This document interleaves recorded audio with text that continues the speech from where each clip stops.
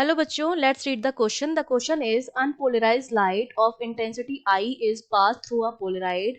What is the intensity of the light transmitted by the Polaroid? तो Polaroid से जितनी light transmit होगी उसकी इंटेंसिटी जो है वो हमको कैलकुलेट करनी है. तो देखिए, उस क्वेश्चन के लिए हमारा जो की कॉन्सेप्ट रहेगा वो हमारा क्या रहेगा. सबसे पहली चीज तो हमें ये पता होनी चाहिए कि जो अनपोलराइज्ड लाइट की इंटेंसिटी हमको गिवन है जो आई है, अगर हम इसको पोलराइड से पास करते हैं तो इसकी इंटेंसिटी जो होती है वो इसकी हाफ रह जाती है, I/2 रह जाती है. हमेशा होता है. क्यों?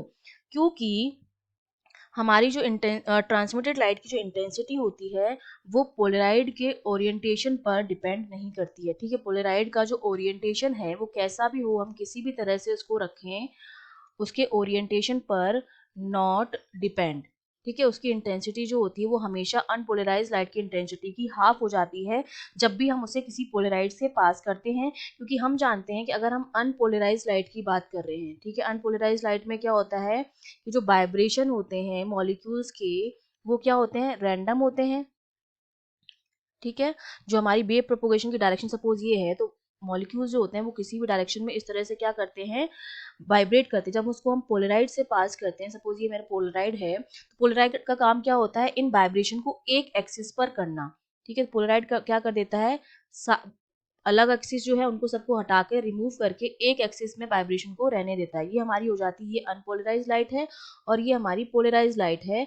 तो जो हमारी पोलराइज लाइट की जो इंटेंसिटी होती है वो डिपेंड नहीं करती है पोलराइड के ओरिएंटेशन पर कि किस एक्सिस पर रखा है. क्योंकि जब मैं ग्राफ बनाऊंगी, सपोज मैं इस तरह से अगर ग्राफ बनाऊं, ये मेरा जो है वो एंगल ऑफ रोटेशन है, एंगल ऑफ रोटेशन. और यहाँ पर मैं ले लूँ लाइट की इंटेंसिटी, आई लिख दूँ, ट्रांसमिटेड लाइट की इंटेंसिटी. तो ये जो ग्राफ हमारा बनता है वो कुछ इस तरह का बनता है, फिर हाई, फिर ये इस तरह से बनता है. यहाँ पर तो होता है हमारे पास जीरो, फिर ये होता है हमारा 90 डिग्री जिस पर जीरो हो जाता है, फिर ये 180 डिग्री पर मैक्स हो जाता है, फिर ये 270 डिग्री वैसे हो जाता है. मतलब हर 90 डिग्री के गैप से ये मैक्सिमम और मिनिमम होता रहता है, क्योंकि जो इंटेंसिटी होती है that is proportional to cos square theta. तो जब भी हम किसी पोलराइड से पास करेंगे तो उसकी इंटेंसिटी जो होगी वो हाफ रह जाएगी, चाहे पोलराइड का ओरिएंटेशन जो हो वो कैसा भी हो. तो हमारा आंसर क्या हो गया, इंटेंसिटी कितनी हो जाएगी, हाफ, I/2 के बराबर हो जाएगी. I hope you understood well. All the best.